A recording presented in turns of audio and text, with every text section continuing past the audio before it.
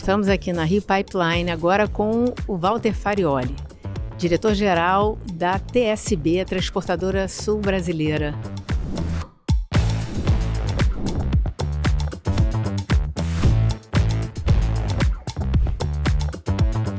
Walter, obrigada por estar aqui com a gente. Vou contextualizar rapidamente o TSB desde 2000, que começou a operar na fase 1, que são duas pontas de um gasoduto que se prevê chegar a 650 quilômetros. São 25 quilômetros. Hoje, até Uruguaiana, da fronteira da Argentina até Uruguaiana, e mais 25 de Porto Alegre até o Polo Petroquímico de Triunfo. Exato. Na realidade, a gente até usa o nome Uruguaiana-Porto Alegre, para ficar bonito, Porto Alegre, capital.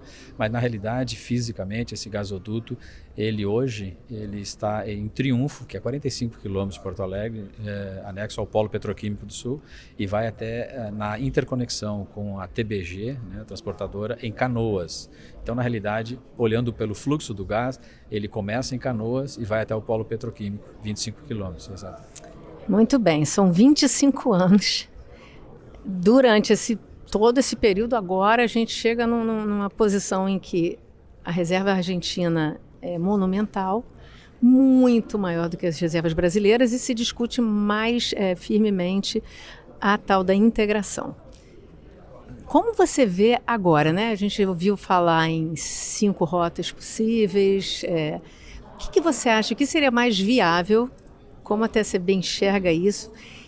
E como dar partida concretamente para o gás chegar aqui? Excelente. O que é a situação que nós vivemos nesses 25 anos. A gente tem diariamente, né, a gente fica se perguntando. Eu posso até rapidamente te dizer que até 2005, mais ou menos 2006, existia ainda uma expectativa remota de concluir a fase 2 do gasoduto naquilo em que ele se propôs a ser, que era um gasoduto de interconexão entre a Argentina, a malha argentina de gás, e a malha brasileira, sabe? O que acontece? Como a Argentina lá atrás não teve a condição de bancar, né, os contratos que teria que assinar por 10, 20 anos, contratos firmes que justificariam esse investimento, então o projeto foi interrompido. O fato é que estou falando de 2000, quando começa, e quando era 2000, junho de 2000, ele começou a operar.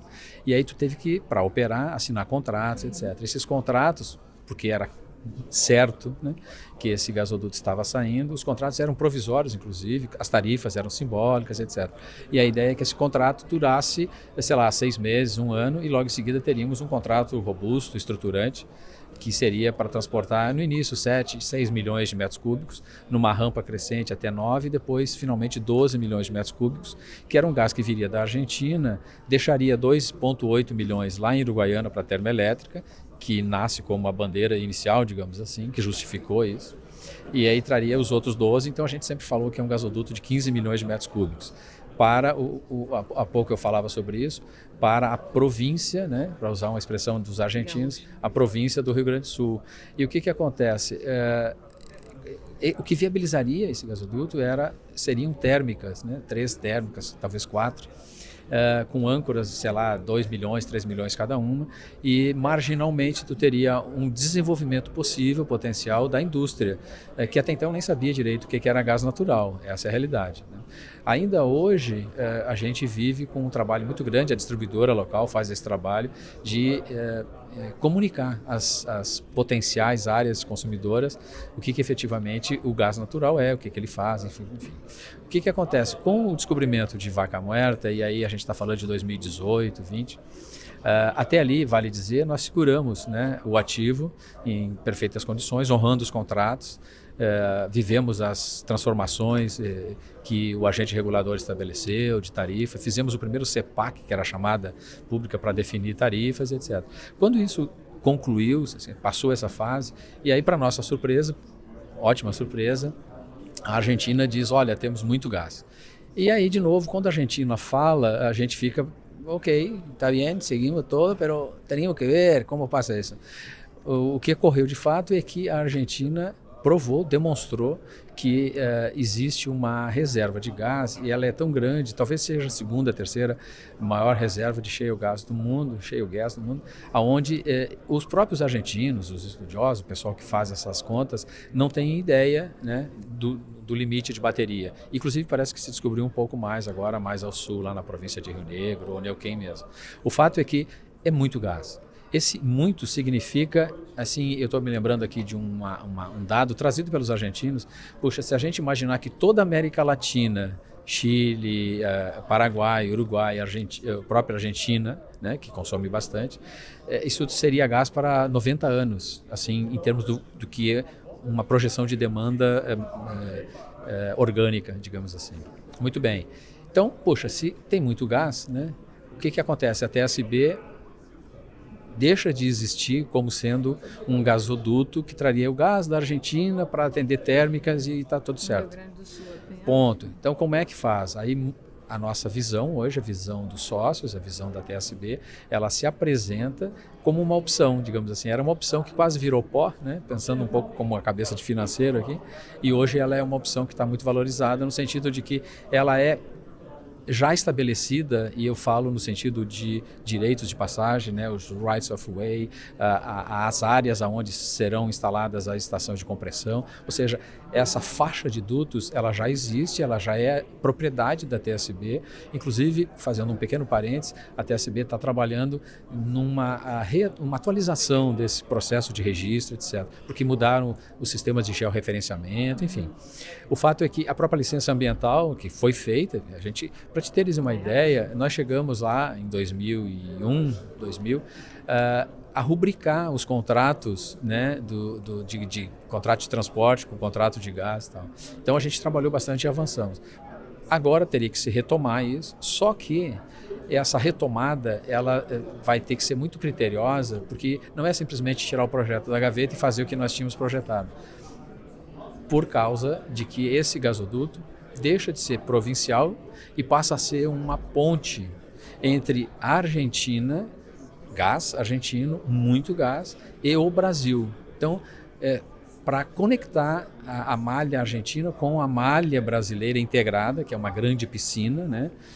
Onde esse gás então chegaria no mercado consumidor do Brasil. O grande mercado, obviamente, é a região sudeste, pelas condições de São Paulo, Rio, enfim, Minas Gerais, mas também Santa Catarina, Paraná, ou seja, o Rio Grande do Sul, ele é uma ponte, né? E certamente o gás será tão abundante, passando pelo Rio Grande do Sul, que nós conseguiríamos tocar nesse duto e fazer termoelétricas, desenvolver regiões ao sul do Rio Grande do Sul, que é um item importante para o desenvolvimento, que é uma região carente de energia, de sistemas industriais, e isso vai fomentar certamente a região. A região nordeste do Rio Grande do Sul é a mais desenvolvida industrialmente falando, e hoje ela recebe um gás e vive sob pressão porque é limitado, o distribuidor não consegue avançar, né, a Sulgás, colocando mais gás. Puxa, mas não tem gás? Não, tem muito gás hoje chegando, digamos assim, na malha. A questão é que o Rio Grande do Sul, quando o gasoduto da TBG, né, chega no Rio Grande do Sul, ele chega de forma telescópica. Então ele sai de 30 polegadas, 20 polegadas, 24 que seja, e ele chega em 16 polegadas. Então mesmo que tenha gás, tu não tem capacidade de transporte para suprir o Rio Grande do Sul. E a ideia com esse gás abundante da Argentina, é que daí tu teria uma inversão de fluxo, certamente, né? E aí eu brinco com meus queridos amigos da TBG, o Ijar falou recentemente sobre isso, de fazer revamps, né? Então, vamos botar uma estação de compressão aqui, a gente bota mais 300 mil ali, porque tem que ver a tarifa, tem que ver os contratos, se vão dar garantia. E me parece que nesse mundo de gás abundante potencialmente, nós temos que pensar um pouco mais estruturalmente. O que é isso? É olhar para frente e dizer, puxa, se vamos fazer um gasoduto Uruguaiana-Porto Alegre, 24 polegadas, para amanhã, num horizonte de energia há pouco tempo, amanhã nós temos que voltar aqui e falar em duplicação, como o Rio Grande do Sul faz hoje. E eu posso falar isso como vítima, digamos assim, desse processo, porque hoje eu olho para o norte do Rio Grande do Sul, puxa, não tem gás, né? Porque não, tem gás, mas eu não posso mandar porque o duto é telescópico. Por que nós não fizemos? É fácil a gente falar do passado, mas enfim, tem todas as justificativas, obviamente. Por que não fizemos um duto estruturante de 24 até o Rio Grande do Sul e tal? Muito bem, hoje a gente não consegue mudar essa situação, mas temos a oportunidade de pensar de novo estruturalmente, né, num cenário de médio e longo prazo de planejamento energético e tal, olhando como um caminho, digamos assim, natural. Eu me ouso a dizer natural nesse sentido, que a TSB está pronta, como traçado, mas para chegar a um gás abundante no sudeste do Brasil. Quanto seria o investimento?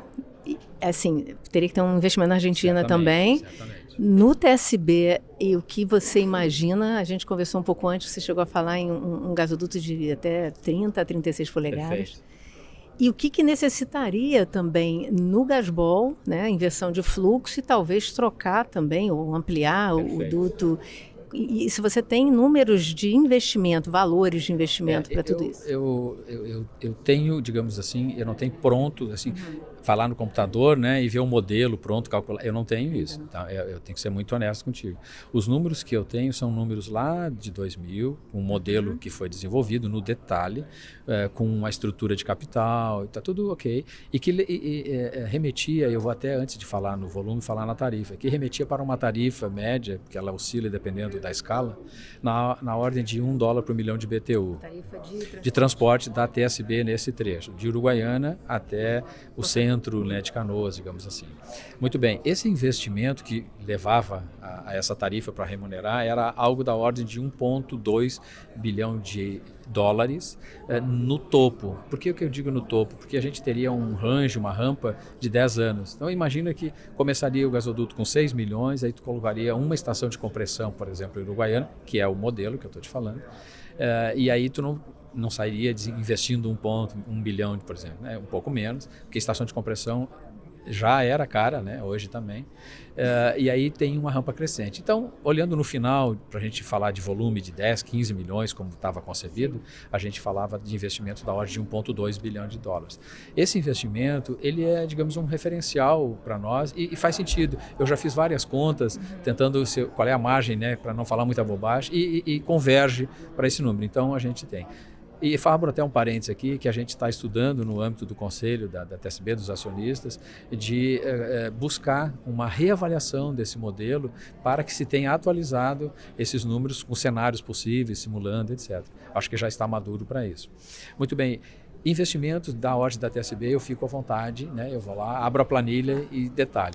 No que diz respeito a TBG, né, que é o gasoduto hoje disponível lá, eu ouvi uma conversa do meu querido amigo Ijar, né, o CEO da TBG, e ele dizia, foi perguntado a ele de investimentos, e aí ele disse, olha, na realidade são muitos milhões de dólares. Eu achei interessante, porque o range então, certamente são muitos milhões de dólares, mas o que eu destaco é que esse investimento não é um investimento que hoje está posto na ANP para ser aprovado pela TBG, assim, sei lá, X milhões de dólares para fazer um revamp de aumentar 350 mil, 400 mil metros cúbicos, aí daqui 10 anos, se tiver mercado, se tiver preço, aí eu vou...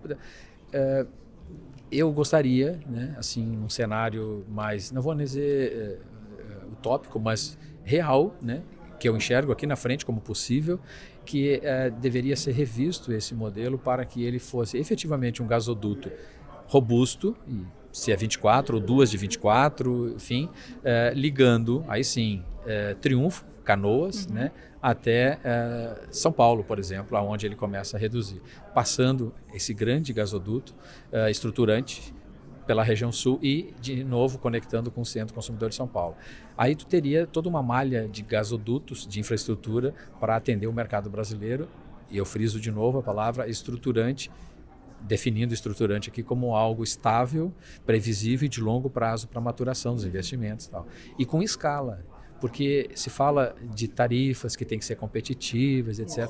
O que reduz tarifa nessa infraestrutura é escala. Se eu fizer uma rodovia de uma pista só, desmontar uma montanha, fazer um túnel e fazer para passar um caminhãozinho e fizer pedágio, vai ficar muito caro. Já que eu estou fazendo tudo isso, ao invés de abrir um túnel com 10 metros, eu abro com 20, porque o custo marginal é grande. Só que daí a possibilidade de passar, né, a tarifa unitária fica maior. Essa é a lógica. E eu tenho dito isso até para minimizar o risco associado a esses projetos. Quando se fala desses projetos estruturantes, o que aparece sempre é nós temos que ter preço competitivo para que esse gás, nós brasileiros dizemos, esse preço competitivo ele chegará aqui com uma escala grande de gás vindo da Argentina. Puxa, mas então quem é que vai definir isso? São os argentinos. E eu gostaria muito, abro de novo um parênteses, para que esses argentinos não fossem só argentinos, que se fizesse como se fez no Gasbol, né? Como é que se fez no Gasbol? Brasil e Bolívia sentam juntos e definem uma estrutura de desenvolvimento, enfim, de longo prazo, como foi o Gasbol. Então me parece que o Brasil, e aí eu falo desde Estado, BNDES, agentes privados, enfim, todos reunidos, né, com lideranças definidas, etc., com os argentinos, em conjunto definirem essa estrutura argentina que traria o gás até a fronteira do Brasil, Uruguaiana. Imagina assim uma boca de gasoduto, né, de 36 polegadas.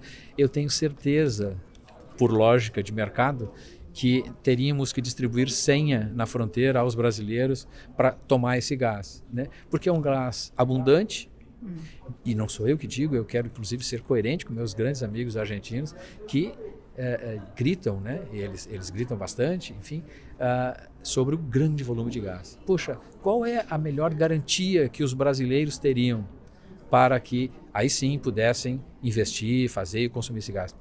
É enxergar efetivamente a estrutura e o gasoduto vindo da Argentina. Existem algumas teses que falam sobre isso na Argentina que pensam o seguinte: poxa, seria um sinal efetivo de redução de risco e garantias aos potenciais consumidores que esses gasodutos na Argentina fossem exclusivos para exportação. E eu concordo com essa tese. Eu só não sei se ela é viável de imediato, mas eu acho que é algo que a gente tem que ter aqui em mente. Por que isso? Porque se a gente for, e me parece que a tendência normal de nós outros sul-americanos é por aí, a gente vai fazendo remendos. A gente melhora um pouco a malha na Argentina, conecta com o norte, resolve aqui, faz um revamp ali, faz um gasoduto aqui e tal, e puxa, conseguimos tirar mais X milhões de metros cúbicos, e aí, tem mais 15 milhões aí para vocês. E aí, poxa, é difícil isso num modelo de muito gás. Se é um gás que está assim, que eu estou desenvolvendo organicamente, tá certo? Tá bom, é assim mesmo que funciona a indústria, não tem problema. Acho até que, realisticamente falando, vai por essa linha. Primeiro vamos dar sinais de que efetivamente esse gás ele funciona, tá legal, mas depois, se a gente quiser, e aí de novo se eu botando um chapéu de argentino, eu sou um pouquinho argentino, se eu botar no coração, né, se eu coloco isso, puxa, isso não resolve o meu problema argentino. Qual é o meu problema? Meu problema é transformar em riqueza esse fantástico mundo de gás que eu tenho aqui. E não vai ser assim com pitadas, né, que eu vou resolver. Mas me parece que essa tua visão demoraria bastante tempo. É uma visão de longo prazo e que ela deve ocorrer em energia, se tu pensar em 10 anos, por exemplo. Tá bom, Farioli, mas quando é que seria isso? Eu imagino algo possível, efetivamente, daqui 10 anos eu ter uma estrutura dessas, porque começa hoje. Mas como é que a gente faz para otimizar? Se discute isso muito no âmbito da OLAD, por exemplo, onde eventualmente eu estou participando para conversar e criar em conjunto, que é uma integração, né, latino-americana, com soluções, e a ideia lá é que nós temos que reunir todos os interessados, argentinos, brasileiros e outros agentes da América Latina, uruguaios, os próprios paraguaios, chilenos, enfim, bolivianos, numa solução conjunta, porque daí tu otimiza esse processo. Claro que ele começa de novo, né?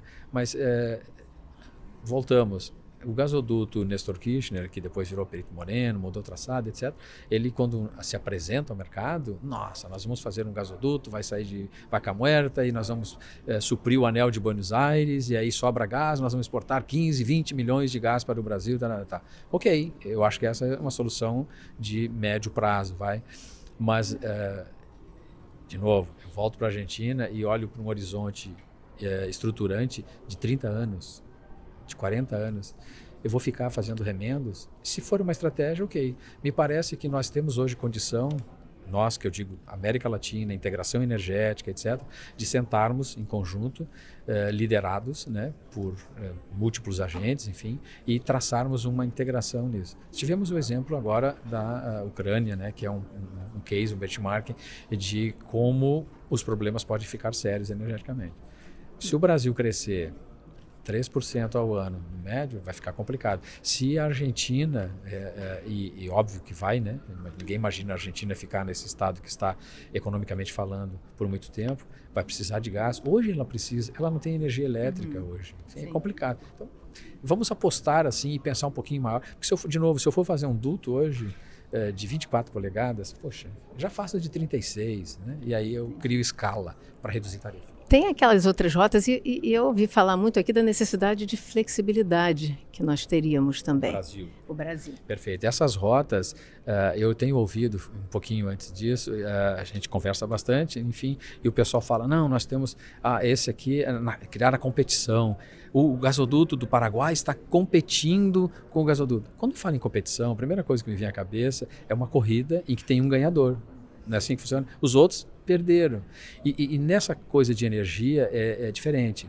Então, o mercado, o potencial, o desenvolvimento, isso que a gente fala, ele está posto. Paraguai, no Uruguai, existem, estão lá, não é ficção.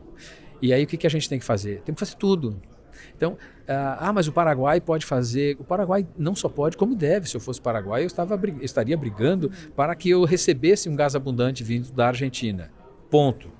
Agora, eu, Paraguai, receber um gás abundante da Argentina e assumir a responsabilidade de garantir que esse gás cruze o Paraguai e se conecte com o gasoduto no Brasil para suprir o mercado de São Paulo, por que o Paraguai teria essa vocação de ser uma Bolívia no que diz respeito a uma passagem? Não me parece razoável, pensando se eu fosse Paraguai.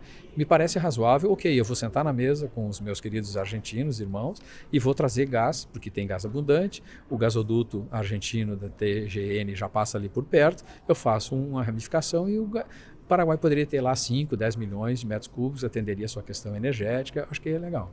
O Uruguai já tem, então já está posto, poderia ampliar o Cruz del Sur, que é o que cruza, né, o Rio da Prata, e a questão lá da Bolívia me parece estruturante um pouco mais complexa. Por quê? Porque a Bolívia potencialmente não jogou a toalha. Ela diz, não, ok, temos problema, mas temos muito gás, vamos investir e tal. E aí eu costumo brincar com meus amigos bolivianos, a gente falava sobre isso outro dia, e eu dizia a ele, meu querido, se você está sentado lá em cima na Bolívia e você olha para frente, para o leste, você enxerga São Paulo lá embaixo e alguém grita de lá, salta uma molécula de gás aí. Aí você olha assim, eu não tenho gás, né? Com quem que ele está falando? Aí você olha para o sul e enxerga a Vaca Muerta. E aí vem uma molécula argentina rápida subindo esse gasoduto e você vai olhar essa molécula passar por você, fazer uma curva radical à direita e vai descer São Paulo e você vai ficar assim olhando. Se você está dizendo aos bolivianos, se você está dizendo que tem gás abundante aqui na Bolívia, como é que faz? Uma hora você vai ter que decidir. Ou vai fazer 2 gasodutos, um para você e outro para o gás argentino, ou você vai usar o seu. E aí como é que faz o argentino? Ele vai deixar de ter essa rota? E como é que faz o cara lá em São Paulo que abriu uma fábrica de vidro grande, investiu $2 bilhões, estruturante, assinou um contrato firme por 20 anos. Aí ele olha o argentino brigando com o boliviano, como é que faz? Por essa e outras questões que me parece, de novo usando a expressão, natural.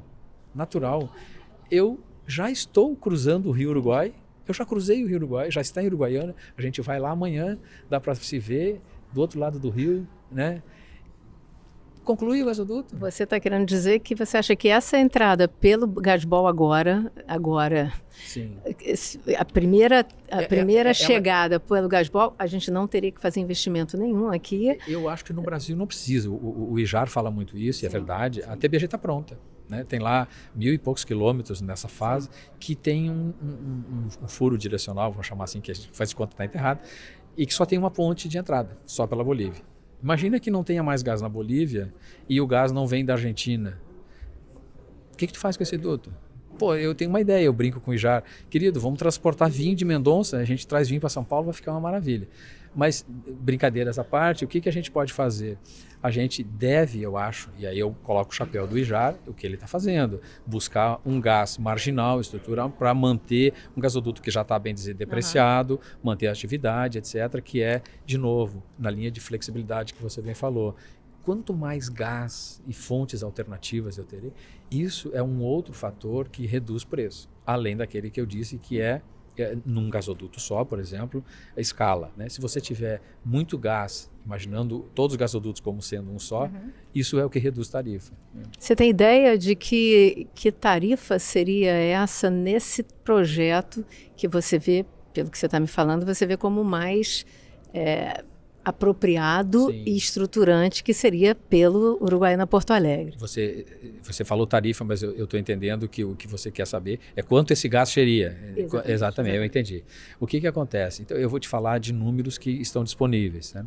Os argentinos que fazem as contas, eu não estou falando de jornais, conversas de seminários, argentinos que fazem as contas, essas contas apontam para um gás chegando na fronteira com o Brasil, Uruguaiana, algo como $3 e alguma coisa, já contemplando a molécula e o transporte vindo dali. Então, vamos colocar $4, grandes números. Coloca mais $1 de TSB e sul do Brasil, que vale, certo? Se tu ampliar um pouco isso, pensando num gasoduto mais estruturante, mas vamos pensar no que está lá posto, tu chegaria com $7. Essa conta existe, foi apresentada inclusive num seminário por um grande amigo meu, que é da Tec Petrol, da Tequinte, o Rabufetti. Ele demonstra isso com os números da época, estou te falando de uns 3, 4 anos, mas enfim, se a gente projetar isso, o número que se tem em mente, que é um número competitivo para o mercado brasileiro, de novo, né? Eu já vejo que eu nem estou falando mais de província do Rio Grande do Sul, né? O gás do Brasil é algo como $6 a $7, iniciando um processo, que pode baixar, obviamente, na medida em que tu aumenta a escala, né? Certo, então, obrigada.